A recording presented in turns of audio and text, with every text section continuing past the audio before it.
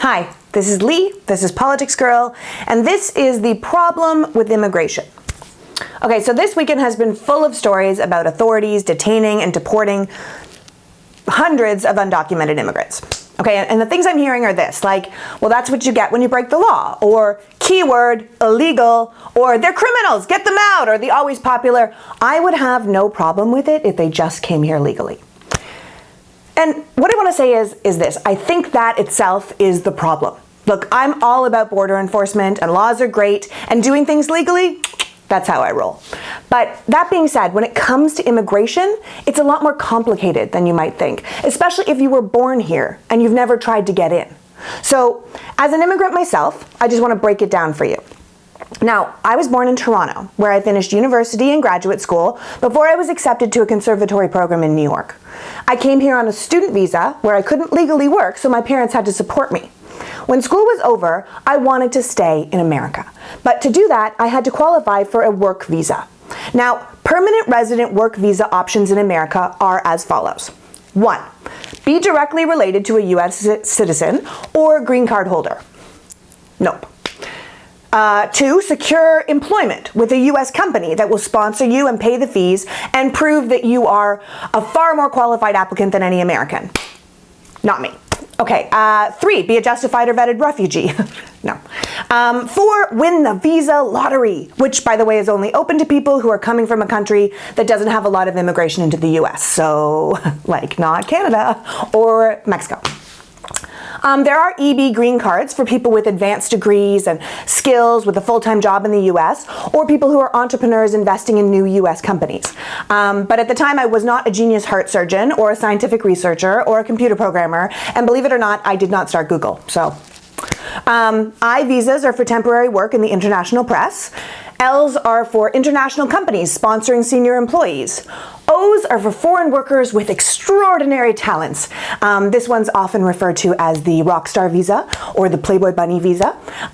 Justin Bieber has this. I do not.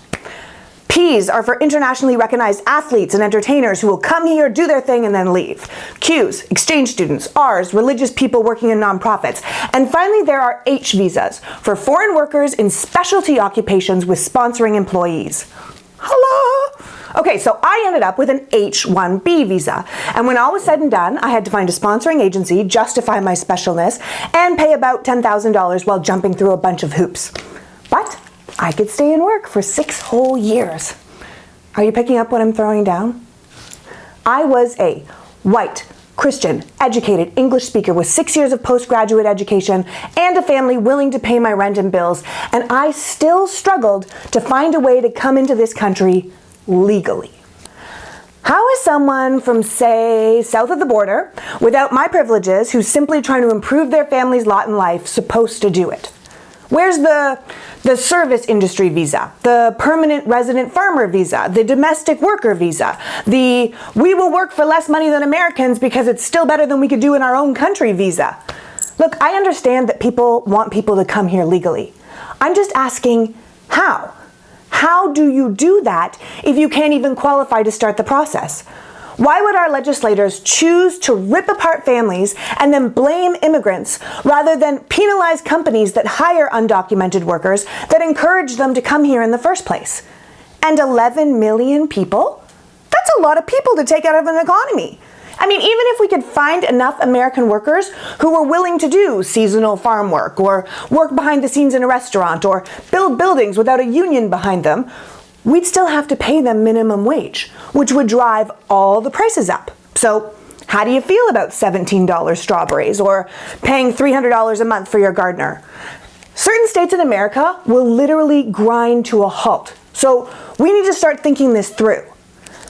Look, I get it.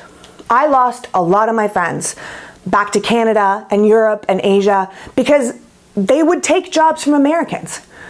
But these illegals, these people that we're criminalizing, they're taking jobs Americans won't do. Rounding up criminals, actual criminals, is one thing, but I would suggest we look at the idea of illegal immigration in a different way. In a way that doesn't include road checkpoints and raids on family homes, where you can't be stopped just simply based on what you look like. A solution that includes finding companies that are looking to save a buck rather than punishing people looking to earn one. A country where anyone who wants to be here truly has the opportunity to do it legally. Because you can't tell people to play by the rules if they aren't allowed in the game. Because it's not really cheating if you can't really play. This is Politics Girl. Think about it.